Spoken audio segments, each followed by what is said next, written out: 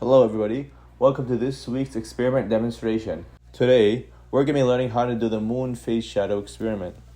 In order to complete this experiment, you will need a ping pong ball or some ball of similar size, a dark room, and some sort of flashlight.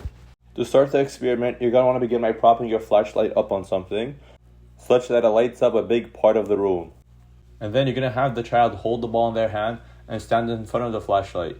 In this scenario, the child will be pretending to be the earth, and the sun is going to be the flashlight. And the ball in their hand is the moon. Now start by having the child face the flashlight and hold the ball around chest level. Now tell the child to spin around slowly and observe how as they spin around, different parts of the moon appear lit up to them. If they're facing the flashlight head on, then they should see nothing lit up.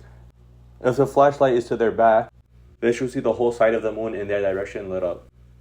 And if the flashlight is to their side, then half of the moon should be lit up. The child might have to do some adjustments in moving around to make sure that they're not blocking the light and that they can see it properly. And once the child has observed all these different phases, speak with them about how this is very similar to how the moon phases are created as we see them on Earth. That was all for this week's experiment. I hope you all had a great time, and thank you all for watching.